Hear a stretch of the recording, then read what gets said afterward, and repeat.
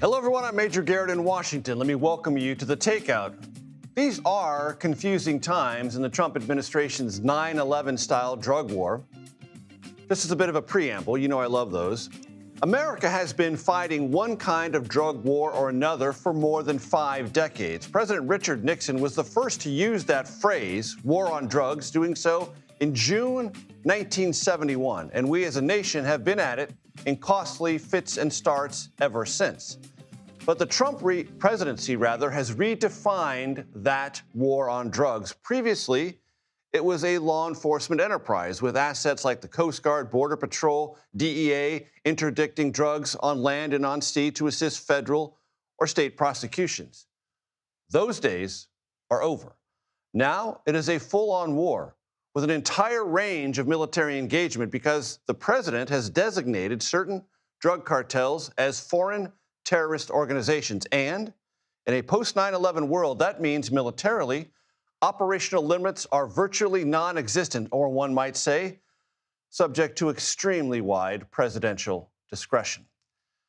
Last night, President Trump said he knew nothing about a Washington Post story that told of a two-tiered strike September 2nd against a suspected drug boat, one wherein 2 survivors clung to the wreckage after the first strike. According to the Post's reporting, a second aerial bombardment was ordered by Defense Secretary Pete Hegseth. The survivors died. I don't know that happened. And Pete said he did not want them. He didn't even know what people were talking about. So we'll look into it. But no, I wouldn't have wanted that, not a second strike. The sequence, as reported by the Washington Post, has raised questions in Congress and among U.S. allies about the legality of killing those survivors. Investigations have now been launched in the House and Senate. The White House press secretary was questioned today by reporters, and she acknowledged that there was, in fact, a second strike, but denied Hegseth ordered it. She added, the president has the authority to kill any suspected drug trafficker, period. To be clear, does the administration deny that second strike happened, or did it happen and the administration denies that Secretary Hegseth gave the order? The latter is true, Abe, and I have a statement to read for you here. President Trump and Secretary Hegseth have made it clear that presidentially designated narco-terrorist groups are subject to lethal targeting in accordance with the laws of war. Related to what you just heard, the president also declared the skies above Venezuela, quote, closed in its entirety, which he does not have the legal authority to do, and which, if it happened to this country, we would consider it an act of war. Trump, however, said, read nothing into it. Confusing. Also confusing, Trump said this weekend he intends to pardon the former president of Honduras, Juan Orlando Hernandez, whom a federal jury in New York convicted in 2024 of years of collaboration with drug cartels to see to it that upwards of 400 tons, yes, 400 tons of cocaine made it to the United States. Hernandez was sentenced to 45 years in prison. Evidence presented at trial showed Hernandez accepted drug bribes and overlooked cartel-ordered killings. Trump said Hernandez was, quote, set up, unquote, by the Biden administration. So to summarize, Trump can kill any suspected drug runner, declare the skies above Venezuela closed as part of his war on drugs, and can pardon a convicted drug trafficker as part of his war on, well, it can't be drugs. It must be Biden policies. We begin tonight with our Ed O'Keefe, who joins us from the White House. Ed, lots to uncoil and unwrap today. Please proceed.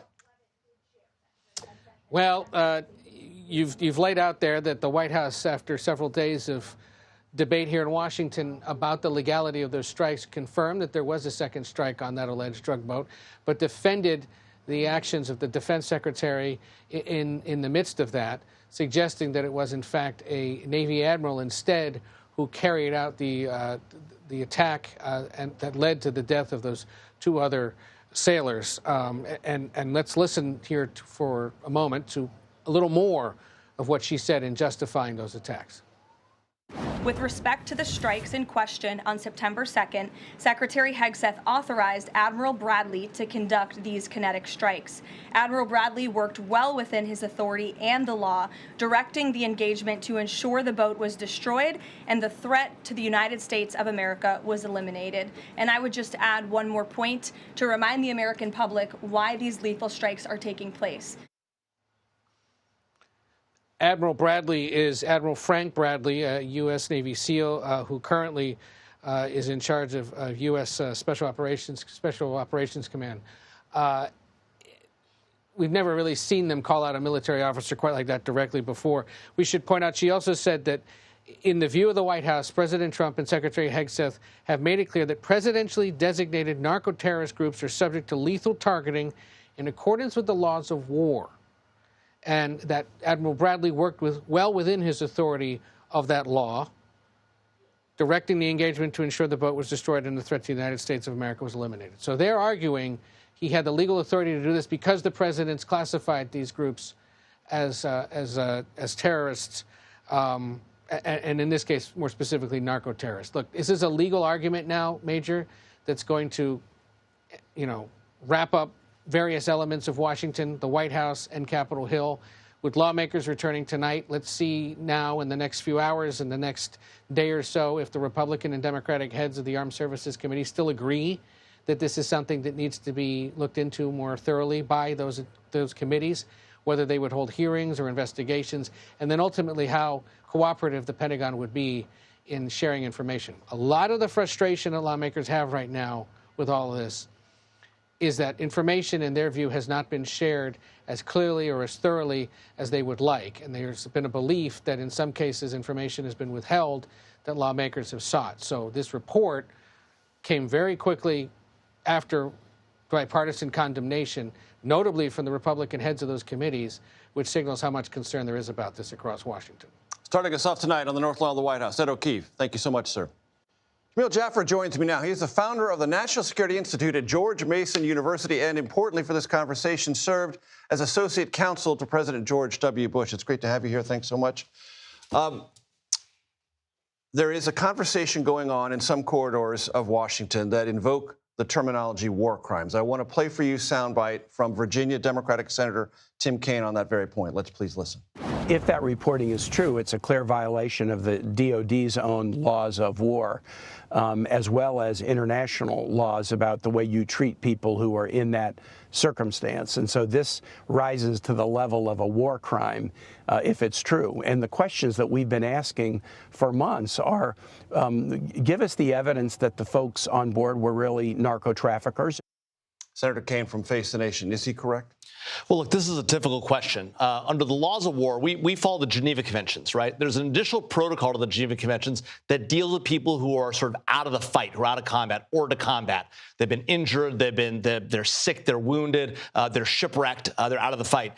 That says you're not allowed to attack those people, additional protocol 1. We haven't ratified that. Now, a lot of people believe that parts of our additional protocol 1, including that particular article, represent a statement of the actual law of war as accepted by all nations. And in fact, the DoD law of war manual suggests that the order to combat definition of their additional protocol 1 applies to our soldiers as a general matter. So at least according to the DoD law of war manual, you can't go after somebody who's not in the fight. Now, these guys were hanging onto the boat. Were they in the fight? Were they not in the fight? That's a difficult question. Seems, though, under the circumstances, if we have the facts right, we really know what the facts are. If we have the facts right, probably not the right thing to do. Jamil, I also said in my opening, this was a 9/11 style war on drugs, fundamentally different than previous administrations.